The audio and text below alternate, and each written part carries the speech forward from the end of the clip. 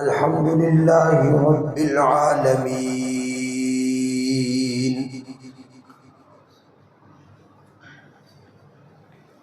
الحمد لله فاطر السماوات والأرض جاعل الملائكة رسلا أولي أجنحة مثنى وثلاث ورباع يزيد في الخلق ما يشاء إن الله على كل شيء قدير. ما يفتح الله للناس من رحمة فلا ممسك لها وما يمسك فلا مرسل له من بعده وهو العزيز الحكيم. ونشهد أن لا إله إلا الله وحده لا شريك له ونشهد أن سيدنا ونبينا ومولانا محمدا عبده ورسوله.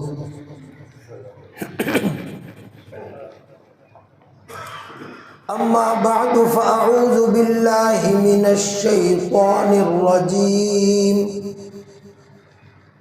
بسم الله الرحمن الرحيم.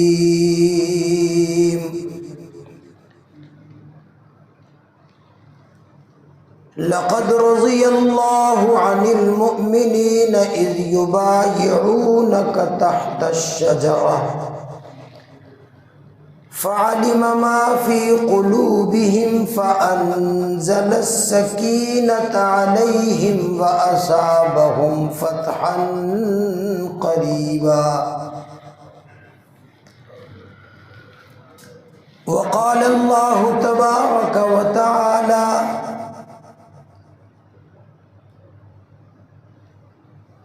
إن الذين يبايعونك إنما يبايعون الله يد الله فوق أيديهم فمن نكث فإنما ينكث على نفسه. صدق الله العظيم وصدق رسوله النبي الكريم. ونحن على ذلك لمن الشاهدين والشاكرين والحمد لله رب العالمين.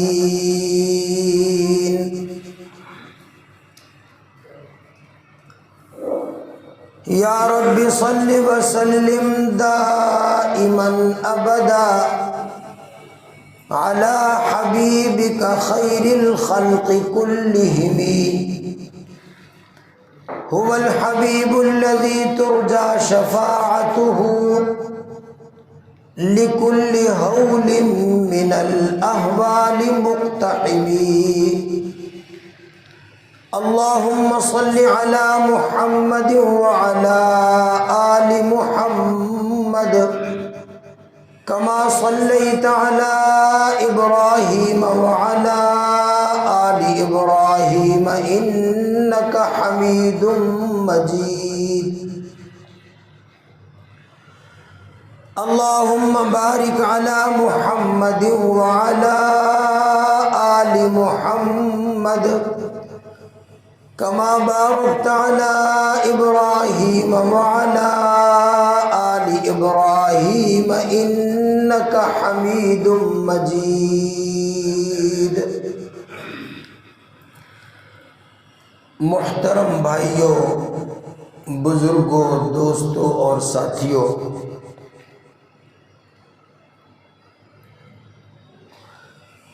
جناب رسول اللہ صلی اللہ علیہ وآلہ وسلم نے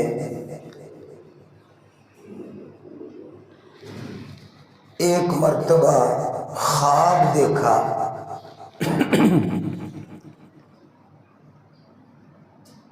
خواب میں کیا دیکھا کہ ہم نے احرام باندھا ہے، احرام باندھ کر ہم اللہ کے گھر میں مکہ شریف میں گئے ہیں، وہاں جا کر بیت اللہ شریف کا طواف کیا ہے، صفا مروہ کی سعی کی ہے، اس کے بعد ہم نے اپنا سر منڈوایا ہے۔ پورا عمرے کا جو عمل ہے نبی علیہ الصلوۃ والسلام نے اس طرح خواب میں دیکھا کہ ہم نے عمرہ کیا ہے۔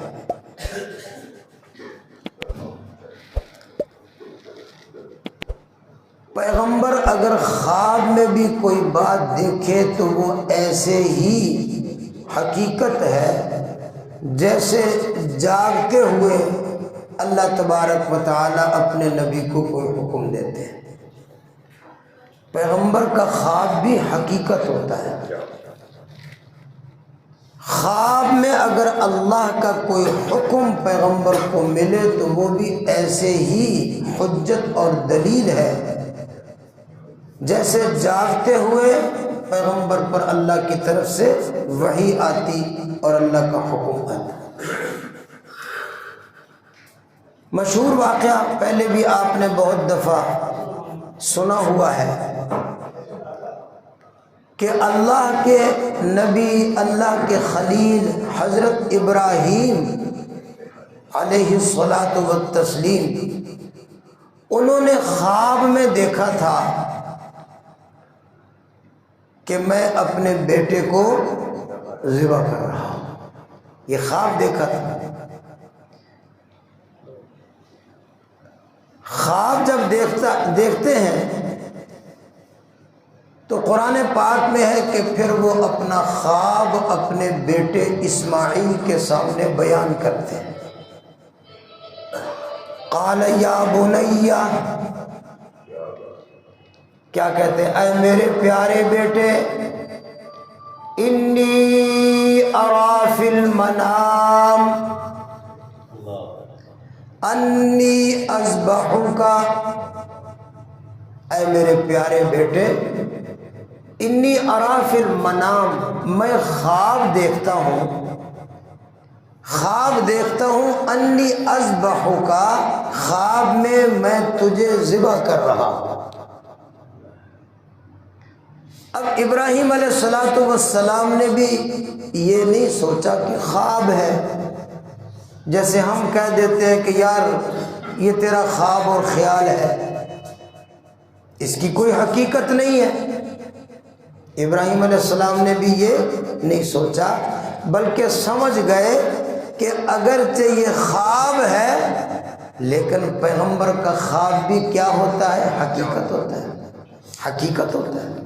سمجھ گئے کہ یہ اللہ جل جلالہ کی طرف سے مجھ پر حکم آ گیا ہے، جو میں نے خواب میں دیکھا ہے کہ میں بیٹے کو ذبح کر رہا ہوں، اللہ کا حکم ہے۔ جب بیٹے کو بتایا تو قرآن پاک میں ہے کہ بیٹا کیا کہتا ہے؟ حضرت فرماتے فانظر ماذا تری، اے بیٹے اب تو بتا تیری کیا رائے ہے، میں نے تو یہ خواب دیکھا، یہ اللہ کا حکم ہے، تو کیا کہتا ہے؟ قال یا ابت افعل ما تؤمر، یہ ہے بیٹا کیا کہتا ہے؟ یا ابت افعل ما تؤمر، ابا جان اللہ کا حکم پورا کرو، افعل پورا کرو، ما تؤمر جو اللہ کا امر، اللہ کا حکم آ گیا ہے وہ کیا کرو؟ پورا کرو۔ اب یہ وہ خود بیٹا کہہ رہا ہے کہ اللہ کا حکم پورا کرو۔ معلوم ہوا وہ بھی سمجھتے تھے کہ ابا جان کا خواب عام لوگوں کا خواب نہیں ہے، یہ اللہ کے نبی کا، اللہ کے رسول کا، اللہ کے خلیل کا خواب ہے، اور خواب میں جو اللہ کا حکم آیا ہے یہ حقیقت ہے، یہ حجت ہے، اس کو پورا کرنا ضروری ہے۔ اور ساتھ ہی فرما دیا کیونکہ گلا کٹوانا آسان کام تو نہیں ہے، اپنا گلا پیش کرنا کہ لو جی میرے گلے پہ آپ چھری چلا لو، کر دو مجھے ذبح، اللہ کا حکم ہے پورا کر دو، مشکل ہے۔ تو فرمایا ستجدنی انشاء اللہ من الصابرین، میں انشاء اللہ صبر کروں گا۔ کیا کروں گا؟ صبر کروں گا۔ تو میں یہ عرض کرنا چاہتا ہوں کہ پیغمبر کا خواب بھی سچا ہوتا ہے، حقیقت ہوتا ہے، وحی ہوتا ہے، وحی اللہ کا حکم۔ تو ہمارے نبی پاک صلی اللہ علیہ وسلم بھی سمجھ گئے کہ اللہ کا حکم ہمیں آیا ہے۔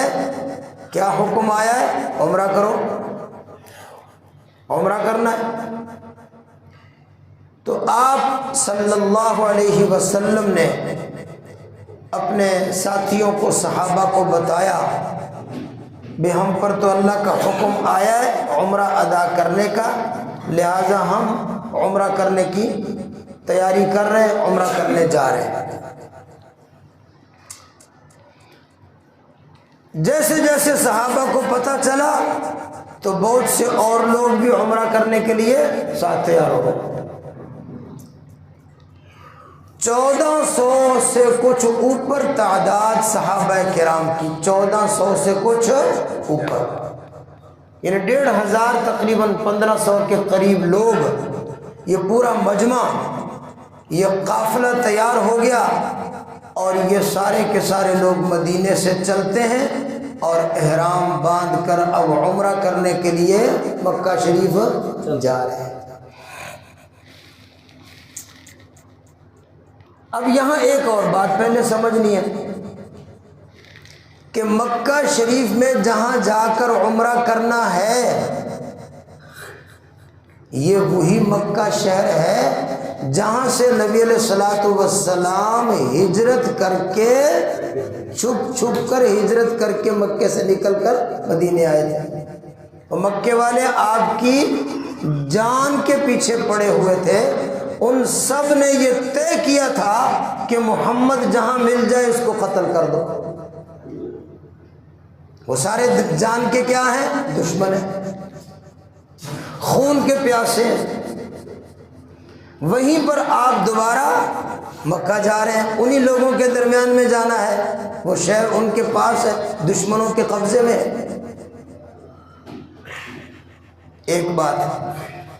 دوسری بات کہ ان مکے والوں کے ساتھ جنگ بدر ہو چکی ہے، بدر کی جنگ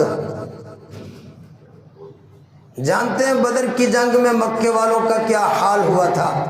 بڑے بڑے 70 سردار بدر کی جنگ میں نبی پاک صلی اللہ علیہ وسلم اور آپ کے ساتھیوں کے ہاتھوں سے مارے گئے۔ کتنے آدمی؟ 70 بڑے بڑے سورما، بڑے بڑے پہلوان، سردار، صنادید قریش، 70 مارے گئے۔ 70 گرفتار ہوئے، جن کو بعد میں تاوان لے کر چھوڑا، اور باقی سب بھاگ بھوگ گئے، اور سارا مال، ان کی سواریاں، ان کا اسلحہ، سارا مال بھی قبضے میں کر لیا۔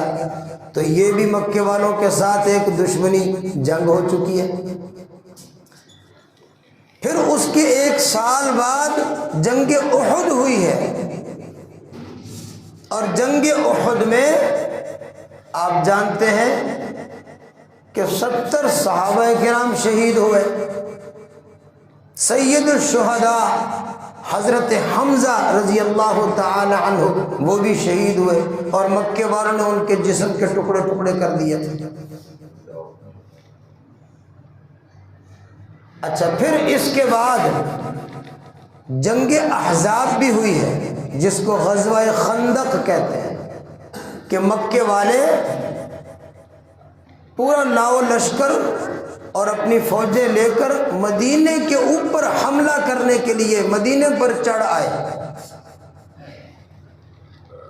اور نبی پاک صلی اللہ علیہ وسلم نے اور صحابہ نے مدینے کے 3 اطراف میں بڑی بڑی کھائیاں خندق کھود کر مدینے کی حفاظت کی اور اس طرح ان دشمنوں سے بچاؤ کیا، تو وہ ایک غزوہ خندق بھی ہو چکا ہے، یعنی 3 بڑی بڑی جنگیں ہو چکی ہیں۔ اس کے علاوہ اور بھی چھوٹے چھوٹے بڑے مارکے ہو چکے ہیں۔ تو آپ کیا سمجھتے ہیں کہ مکے کے یہ ضدی لوگ، یہ مکے کے کافر، یہ دشمن لوگ اس بات کو برداشت کرتے کہ نبی علیہ الصلوۃ والسلام اپنی ساری جماعت کے ساتھ اطمینان سے آ جائیں، ہمارے شہر میں آ کر عمرہ کرے، بیت اللہ کا طواف کرے، صفا مروہ کرے اور پھر اب امن امان سے واپس چلے جائیں؟ وہ اس کی اجازت دیتے؟ وہ نہیں دیتے، اجازت بالکل نہ دیتے۔ لیکن چونکہ نبی پاک صلی اللہ علیہ وسلم فرماتے ہیں کہ اللہ کا حکم ہے عمرہ کرنا ہے، تو آپ احرام باندھ کر اپنے صحابہ کو ساتھ لے کر عمرہ کرنے جا رہے ہیں۔ چلتے چلتے مکہ سے کچھ پہلے بالکل قریب جا کر حدیبیہ میدان ہے، بہت بڑی جگہ ہے۔ بعض علماء نے تو لکھا ہے کہ حدیبیہ کا کچھ حصہ حرم میں ہے، کچھ حرم سے باہر ہے۔ بہرحال یہاں جا کر حضور صلی اللہ علیہ وسلم نے اور صحابہ کرام نے یہاں اپنے خیمے لگا لیے اور یہاں جا کر سارا مجمع یہاں پر ٹھہر گیا، اور آپ کو اطلاع مل گئی کہ مکے والوں نے خوب اپنی فوج، اپنی جمعیت تیار کی ہوئی ہے اور وہ لڑنے کے لیے بالکل تیار ہے۔ جیسے ہی وہ آپ لوگوں کو دیکھیں گے وہ حملہ کریں گے، وہ لڑیں گے، وہ آپ کا راستہ روکیں گے، وہ آپ کو کبھی بھی عمرہ کرنے کے لیے جانے نہیں دیں گے۔ یہ بھی آپ کو اطلاع مل گئی۔ اب اس ماحول میں وہ جنگ کے لیے تیاری کر کے بیٹھ گئے اور نبی علیہ الصلوۃ والسلام اور آپ کے صحابہ احرام باندھ کر عمرہ کرنے جا رہے ہیں۔ اس ماحول میں آپ ذرا سوچ لیں کہ پھر آگے حالات کیا ہو سکتے تھے۔ تو نبی علیہ الصلوۃ والسلام نے وہاں پر جب قیام فرمایا حدیبیہ میں، کئی دن وہاں رہے، تو آپ نے حضرت عثمان رضی اللہ تعالی عنہ کو بھیجا مکے میں، مکے کے سرداروں کے ساتھ جا کر بات چیت کرنے کے لیے۔ کس کو بھیجا؟ حضرت عثمان غنی رضی اللہ تعالی عنہ۔ حضرت عبداللہ بن عمر فرماتے ہیں رضی اللہ عنہ، فرماتے کہ اس وقت اس ماحول میں نبی علیہ الصلوۃ والسلام کے نزدیک اور مکے والوں کے نزدیک سب سے زیادہ معزز اور محترم اگر کوئی شخص تھا تو وہ عثمان تھا۔ اگر ان سے زیادہ کوئی معزز بڑا آدمی ہوتا تو حضور اس کو بھیجتے۔ سب سے زیادہ محترم، سب سے زیادہ معزز، سب سے بڑا آدمی مکے والوں کے نزدیک بھی، اور نبی پاک صلی اللہ علیہ وسلم کی طرف سے بھی آپ نے اس کو مناسب سمجھا، ان کو بھیجا حضرت عثمان کو کہ جاؤ مکے والوں کے ساتھ جا کر ملاقات کرو، ان سے جا کر کہو بھئی لڑائیاں اپنی جگہ، دشمنیاں اپنی جگہ، جنگیں اپنی جگہ، اللہ کا گھر تو مشترکہ ہے، ہم صرف بیت اللہ شریف کا طواف کریں گے، صفا مروہ کی سعی کریں گے، اور کوئی ہماری اور کوئی ارادہ لڑنے کا نہیں ہے، ہم عمرہ ادا کر کے امن امان طریقے سے واپس چلے جائیں گے، تم ہمیں عمرہ ادا کرنے دو۔ اللہ کے گھر کا راستہ تو روکنا کسی کے لیے جائز نہیں ہے۔ جاؤ مکے والوں کے ساتھ جا کے بات کرو۔ تو حضرت عثمان رضی اللہ تعالی عنہ کو آپ نے روانہ کیا۔ عثمان رضی اللہ عنہ جا کے مکے کے سرداروں کے ساتھ ملاقاتیں کر رہے ہیں، بات چیت کر رہے ہیں۔ عمرہ کرنا ہے، لڑائی نہیں کرنے آئے، جنگ کے ارادے سے ہم نہیں آئے، صرف اللہ کے گھر کا طواف کرنا ہے، عمرہ کرنا ہے، صفا مروہ کے چکر لگانے ہیں، کسی سے کوئی ہماری دست درازی نہیں ہوگی، کوئی شکایت نہیں ہوگی، کسی کوئی لڑائی نہیں کریں گے، کس پر کوئی حملہ نہیں کریں گے، تم بھی مت کرو حملہ، صرف اللہ کے گھر کی وجہ سے ہمیں آنے دو، ہم عمرہ کر کے واپس چلے جائیں گے، باقی معاملات لڑائیاں دشمنیاں اپنی جگہ۔ جب حضرت عثمان رضی اللہ عنہ نے مکے والوں سے یہ بات کی تو مکے والوں نے، مکے کے سرداروں نے کیا کہا؟ اس سے پہلے آپ کو ایک اور بات بتاؤں کہ ادھر ایک صحابی نے نبی پاک صلی اللہ علیہ وسلم کو کیا کہا؟ ایک صحابی نبی علیہ السلام سے درخواست کرتے ہیں، عرض کرتے ہیں یا رسول اللہ، ماحول تو ایسا ہے کہ شاید ہمیں مکے میں عمرہ کرنے کا موقع ملے یا نہ ملے، مکے والے وہاں جانے دیں یا نہ جانے دیں، شاید لڑائی چھڑ جائے، ہم عمرہ کر سکیں یا نہ کر سکیں یہ لگتا نہیں ہے، لیکن عثمان کے تو مزے ہیں کہ عثمان تو چلے گئے مکہ میں اور وہاں جا کر وہ تو اللہ کے گھر کا طواف کر لیں گے، وہ تو عمرہ کر لیں گے، اس کے تو مزے ہیں، اس کا تو کام بن گیا۔ تو نبی پاک صلی اللہ علیہ وسلم نے کیا فرمایا؟ آپ نے فرمایا عثمان میرا بھائی ہے، عثمان میرا بھائی ہے، اور مجھے اپنے بھائی پر یقین ہے کہ ہمارے بغیر وہ تنہا عمرہ نہیں کرے گا، ہمارے بغیر وہ اکیلا عمرہ نہیں کرے گا۔ یہ ادھر نبی علیہ السلام نے ارشاد فرمایا، اور ادھر کیا ہوا؟ مکے کے سرداروں نے حضرت عثمان کی بات سنی اور کہا نہیں ہم ہرگز اجازت نہیں دیتے عمرہ کرنے کی، لیکن چلو آپ آ گئے ہیں، آپ کو ہم اجازت دیتے ہیں، آپ عمرہ کر لو، ہم آپ کی حفاظت بھی کریں گے، 2-4 باڈی گارڈ بھی آپ کو دیتے ہیں، آپ جاؤ امن امان طریقے سے اطمینان سے بیت اللہ کا طواف کرو، صفا مروہ کرو، آپ کو اجازت ہے، اور کسی کو ہم اجازت دینے کے لیے تیار نہیں ہے۔ تو حضرت عثمان نے کیا فرمایا؟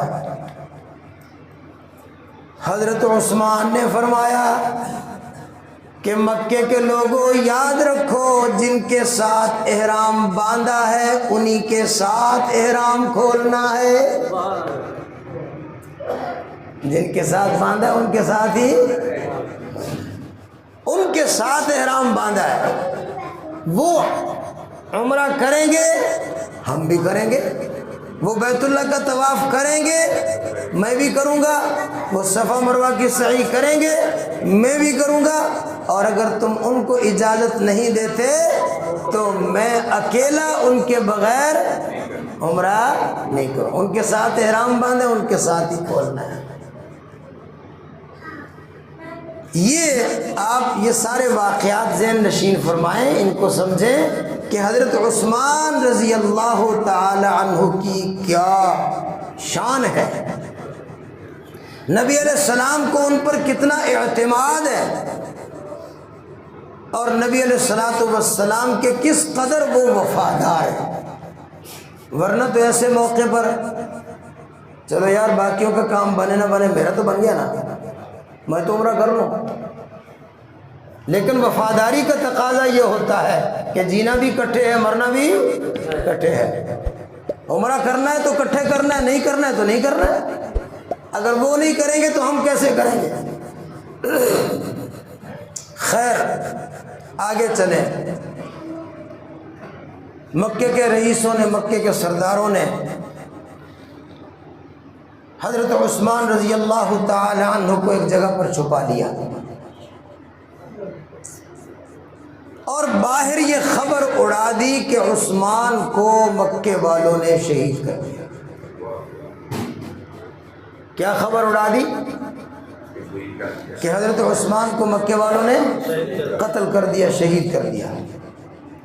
جب یہ خبر نبی علیہ السلام تک پہنچی کہ ہم نے تو عثمان کو بھیجا تھا اپنا سفیر بنا کر بات چیت کرنے کے لیے، اور سفیر تو دشمن قوم کا بھی آئے بات چیت کرنے کے لیے تو اس پر حملہ نہیں کیا جاتا، یہ ہر قوم ہر تہذیب کا اصول ہے، ہر مذہب ہر قوم ہر ملک کا اصول ہے کہ جنگ بھی ہو رہی ہو اور کسی ملک کے ساتھ اس کی فوجیں لڑ رہی ہوں، لیکن اس ملک کا سفیر بات چیت کرنے کے لیے کوئی آ جائے تو اس پر حملہ نہیں کیا جاتا، بات چیت ہوتی ہے، مذاکرات ہوتے ہیں۔ یہ کیسا انہوں نے ظلم کیا کہ سفیر پر حملہ کیا اور ہمارے سفیر کو قتل کر دیا۔ تو جناب رسول اللہ صلی اللہ علیہ وسلم کو جب یہ اطلاع ملی تو آپ شدید غصہ ہوئے، غضبناک ہو گئے۔ صحابہ کو جب اطلاع ملی، سارے کے سارے صحابہ بہت زیادہ غصے میں، بہت غضبناک، اور اب غصے اور غضب کی کیفیت ایسی ہو گئی کہ تمام صحابہ کرام نے یہ ارادہ کر لیا کہ عمرہ تو اب ہو نہیں سکتا، اب لڑائی ہوگی، اب کیا کریں گے؟ جنگ کریں گے۔ حالانکہ جنگ کے ارادے سے نہیں آئے، جنگ کے ارادے سے آئے تو اپنے ہتھیار لے کر آئے، وہ تو اکا دکا کوئی ہتھیار، جیسے ایک عرب کی ایک عام رواج تھا، رسم تھی کہ چلتے چلتے اپنے ساتھ تلوار لے لیتے تھے۔ نہ گھوڑے، نہ سواریاں، نہ ہتھیار، نہ جنگی اسلحہ، نہ ساز و سامان، کچھ بھی نہیں۔ آئے تو تھے دو چادریں لپیٹ کر، احرام باندھ کر، اور یہاں کیا ماحول پیدا ہو گیا کہ مکے والوں نے ہمارا بندہ قتل کر دیا، اب ان کے ساتھ جنگ ہوگی، بدلہ لینا ہے۔ تو جناب رسول اللہ صلی اللہ علیہ وسلم نے ارشاد فرمایا، اے میرے صحابہ، مکے والوں نے ہمارے عثمان کو شہید کر دیا، اب تم سب تیار ہو جاؤ، ہم نے عثمان کے خون کا بدلہ لیے بغیر یہاں سے واپس نہیں جانا ہے۔ تمام صحابہ کرام بھی تیار ہو گئے اور سب یہی کہہ رہے ہیں، یا رسول اللہ صلی اللہ علیہ وسلم، آپ بس اجازت دیں، آپ حکم دیں، ہم تیاری کر رہے ہیں۔ اگر مکے والوں کے ساتھ لڑنا ہے، اپنے بھائی کے خون کا بدلہ لینا ہے، قصاص لینا ہے، تو آج ہم سب کے سب یہاں پر تیار ہیں۔ جناب رسول اللہ صلی اللہ علیہ وسلم حدیبیہ میں ایک کیکر کا درخت ہے، اس درخت کے سائے میں آپ بیٹھے ہوئے، صحابہ کرام سارے کے سارے آپ کے آس پاس جمع ہیں۔ آپ نے ارشاد فرمایا، اے میرے صحابہ، بایعونی، بیعت کرو میرے ہاتھ پر کہ آج ہم نے عثمان کے خون کا بدلہ لینا ہے۔ بایعونی، بیعت کرو، جہاد کی بیعت کرو، قتال کی بیعت کرو، اپنے بھائی کے خون کا بدلہ لینا ہے، اس کی بیعت کرو، قصاص لینا ہے، قاتلوں کو چھوڑنا نہیں ہے۔ چنانچہ نبی پاک صلی اللہ علیہ وسلم درخت کے نیچے تشریف فرما ہے، صحابہ کرام ایک ایک کر کے بیعت کر رہے ہیں۔ ہر صحابی نبی علیہ الصلوۃ والسلام کے ہاتھ مبارک پر اپنا ہاتھ رکھتا ہے اور کیا کہتا ہے، بایعتک علی الموت یا رسول اللہ، اے اللہ کے رسول، میں موت کی بیعت کرتا ہوں، میں جینے مرنے کا وعدہ کرتا ہوں، آپ حکم دیں گے میں اپنی جان دینے کے لیے تیار ہوں۔ 1 2 3 10 20 100 200 1400 جتنے بھی صحابہ کرام ساتھ تھے، 1400 یا کچھ زیادہ، سب نے جناب رسول اللہ صلی اللہ علیہ وسلم کے ہاتھ پر بیعت کر لی۔ عثمان کے خون کا بدلہ لینا ہے، عثمان کا قصاص لینا ہے اور جہاد کرنا ہے، لڑائی کرنی ہے، اگر جان دینی پڑے تو ہم جان بھی آج قربان کر دیں گے۔ بیعت ہو رہی ہے، سب نے بیعت کر لی۔ اب ذرا آپ توجہ کرنا، میں اگلی بات سمجھانے لگا۔ سب نے بیعت کر لی۔ حضور نے پوچھا، کر لی سب نے بیعت؟ جی کر لی۔ تو نے بھی کر لی؟ تو نے بھی کر لی؟ تو نے بیعت کی؟ تو نے بیعت کی؟ سب سے پوچھا، کر لی تم نے بیعت؟ جی ہم سب نے بیعت کر لی۔ اب آپ نے ارشاد فرمایا، لوگوں میری طرف دیکھو، ایسے اپنا دایاں ہاتھ آپ نے لوگوں کے سامنے ایسے اٹھایا، فرمایا یوں سمجھو ہاذا ید عثمان، یہ عثمان کا ہاتھ ہے۔ یہ کس کا ہاتھ ہے؟ یہ عثمان کا ہاتھ ہے۔ عثمان کو بھی بیعت میں شریک کرنا ہے، وہ بھی اس بیعت میں شریک ہے، لیکن کیسے شریک ہے؟ وہ اس طرح، باقی سب لوگ اپنے ہاتھ سے بیعت کریں گے، عثمان آج رسول اللہ کے ہاتھ کے ذریعے سے بیعت کریں گے۔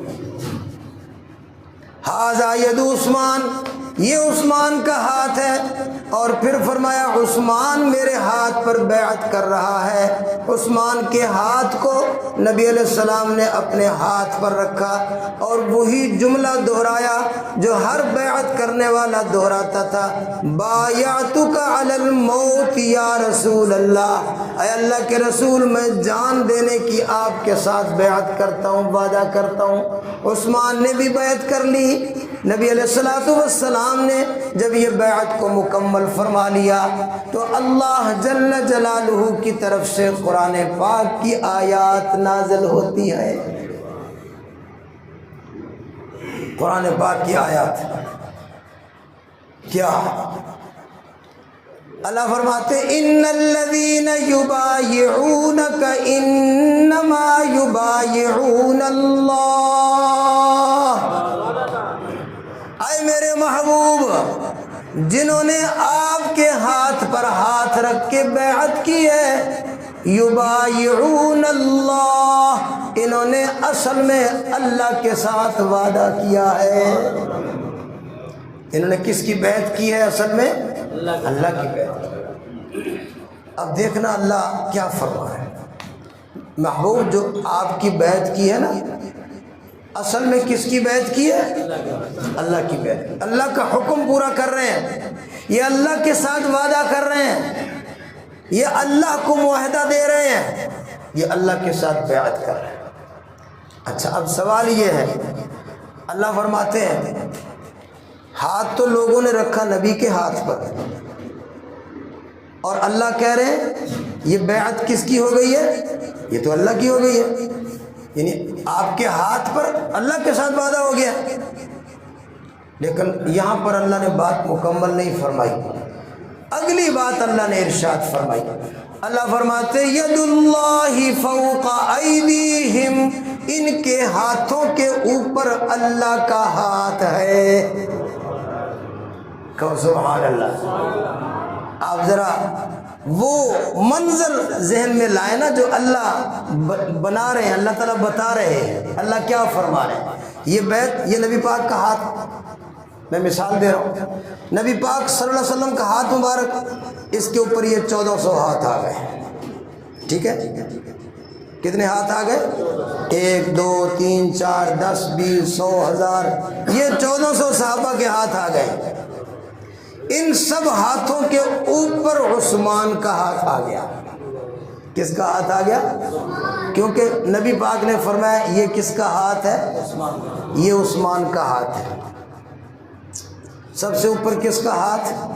عثمان کا۔ بچے کھیلتے ہیں نا سب سے اوپر کس کا ہاتھ، تو بتاؤ سب سے اوپر کس کا ہاتھ؟ عثمان کا نہیں۔ اللہ فرماتے ید اللہ فوق ایدیہم، میرے محبوب نیچے تیرا ہاتھ، اوپر اللہ کا ہاتھ، نیچے تیرا ہاتھ، اوپر اللہ کا ہاتھ۔ ید اللہ فوق ایدیہم، نیچے آپ کا ہاتھ ہے، اوپر اللہ کا ہاتھ ہے۔ تو اللہ کا ہاتھ یہ ہمیں سمجھانے کے لیے، یعنی اللہ کی مدد، اللہ کی تائید، اللہ کی نصرت، اللہ کی خوشی، اللہ کی رضا، کوئی بھی آپ اس کا مفہوم نکالے، کیونکہ اللہ کا ہاتھ ہمارے ہاتھوں جیسا تو نہیں نا ہے، یہ تو اللہ نے ہمیں سمجھایا ہے۔ تو اللہ کا ہاتھ جب اوپر آیا اور سب سے اوپر عثمان کا ہاتھ تھا، تو اللہ کے ہاتھ کے ساتھ کس کا ہاتھ لگا؟ عثمان کا ہاتھ۔ کتنی شان والا عثمان ہے۔ اچھا پھر یہ بیعت جو ہو رہی ہے، اسی بیعت کے حوالے سے اللہ جل جلالہ نے ایک اور بات ارشاد فرمائی۔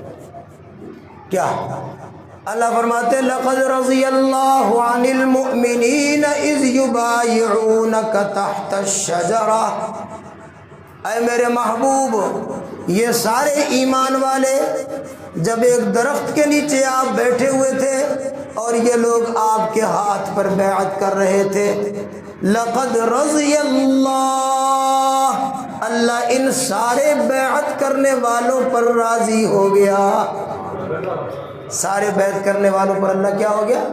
راضی ہو گیا۔ یہ رضی اللہ کا لفظ جو ہے نا، یہ کوئی معمولی عہدہ نہیں ہے، یہ کوئی چھوٹا سرٹیفکیٹ نہیں ہے، یہ کوئی معمولی سی سند نہیں ہے، یہ کوئی چھوٹا اعزاز نہیں ہے کہ اللہ کہتے میں ان پر کیا ہو گیا؟ راضی ہو گیا۔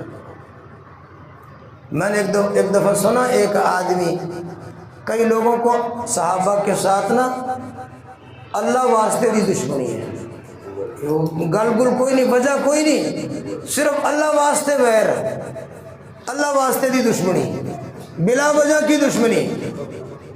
تو ایک آدمی کہہ رہا تھا یہ رضی اللہ کی کیا بات، یہ تو دعا ہے جی، جیسے ہم کسی کو کہتے ہیں رحمت اللہ علیہ بھی اللہ اس پر رحم کر دے، اسی طرح صحابہ کا نام لیتے ہیں تو ہم کہتے ہیں رضی اللہ عنہ، بھائی اللہ ان سے راضی ہو جائے، یہ تو بس ایک دعا ہے، یہ کوئی ایسی بڑی بات تو نہیں ہے۔ سمجھ رہے ہیں نا؟ جن کے دلوں میں صحابہ کی دشمنی ہے، جن کے دلوں میں صحابہ کا بغض ہے، وہ بڑی بڑی بات کو بھی چھوٹی کر کے دکھائیں گے، اور اگر کوئی چھوٹی سی کوتاہی کسی صحابی کی نظر آ گئی تو اس کو بڑا طوفان بنا کے دکھائیں گے۔ تو کیا کہتا ہے کہ تو ایک دعا ہے جی، کسی مسلمان کا ہم مرحوم کا ذکر کرتے ہیں، ہم کہتے ہیں رحمت اللہ، یا اللہ اس پر رحم کر دے، تو صحابی کا نام لیتے کہتے رضی اللہ عنہ، اللہ اس سے راضی ہو جائے، یہ تو ایک دعا ہے، یہ کیڑی کو بڑی گل ہے۔ میں آپ سے پوچھتا ہوں کہ یہ رضی اللہ عنہم جو قرآن پاک میں اللہ نے صحابہ کو کہا ہے، یہ میں اور آپ کہہ رہے ہیں یا اللہ کہہ رہا ہے؟ دعا کرنا تو میرا تھوڑا کام ہے، اللہ دعا کرتا ہے، اللہ بھی دعا کرتا ہے۔ دعائیہ جملہ تو وہ ہوتا ہے کہ جو میں اور آپ کہیں تو ہم کہتے رحمت اللہ علیہ، یہ دعا ہو گئی۔ صحابہ کے لیے کہتے رضی اللہ عنہ، چلو دعا ہو گئی۔ جب اللہ نے کہا رضی اللہ عنہ، اور میں اور آپ کہوں گا رضی اللہ، یہ دعا ہوگی۔ جب اللہ کہے گا صحابہ کو رضی اللہ، تو یہ اللہ کی طرف سے خبر ہے، دعا نہیں ہے۔ یہ اللہ کی طرف سے کیا ہے؟ خبر ہے، اللہ خبر دے رہے ہیں، یہ دعا نہیں ہے۔ دعا تو لوگوں نے کرنی ہوتی ہے اللہ سے، اور اللہ کہے میں راضی ہو گیا ہوں، یہ دعا ہے، یہ تو خبر ہے۔ اور اللہ جب خبر دے دے کہ میں ان سے راضی ہو گیا، ان کی جنت پکی ہو گئی کہ نہیں ہو گئی؟ اللہ فرماتے لقد رضی اللہ عن المؤمنین اذ یبایعونک تحت الشجرہ، جب یہ لوگ آپ کی بیعت کر رہے تھے، اللہ فرماتے میں ان سے راضی ہو گیا۔ یا اللہ آپ کیوں راضی ہو گئے؟ اللہ فرماتے فعلم ما فی قلوبہم، فعلم ما فی قلوبہم، زمین اور آسمان کی آنکھیں، لوگوں کی آنکھیں تو ان کے ہاتھوں کو دیکھیں گے، ہاتھوں پر ہاتھ رکھ رہے ہیں، زبان سے کہہ رہے ہیں بایعنا علی الموت، لیکن اللہ فرماتے ہیں فعلم ما فی قلوبہم، میری تو ان کے دلوں پر نظر تھی، میری ان کے دلوں پر، میں نے ان کے دلوں کو دیکھا، میں نے ان کے دلوں کی کیفیت کو جانا، میں ان کے دلوں کا واقف ہوں، مجھے پتہ ہے ان کے دلوں میں کتنی محبت تھی، کتنا جذبہ تھا، کتنا ایمان تھا، اس لیے میرے فیصلے تو دلوں کی کیفیتوں پر ہوتے ہیں۔ اللہ فرماتے ہیں میں نے جب ان کے دلوں کی یہ کیفیت دیکھی تو میں نے اعلان کر دیا لقد رضی اللہ عن المؤمنین، میں ایمان والوں پہ راضی ہو گیا۔ اذ یبایعونک تحت الشجرہ، جب یہ بیعت کر رہے تھے، فعلم ما فی قلوبہم، میں ان کے دلوں سے پورا پورا واقف ہوں، دلوں میں ایمان بھرا ہوا تھا۔ یہ ہے بیعت الرضوان، بیعت الشجرہ۔ اللہ نے ان سب کی بیعت بھی قبول فرمائی، رضا کا بھی اعلان فرمایا، جنت کا بھی وعدہ دیا، اور دنیا میں اللہ نے فتوحات کا بھی وعدہ فرمایا۔ باقی واقعے کی تفصیل انشاءاللہ اگلے بیان میں عرض کریں گے۔ وآخر دعوانا ان الحمد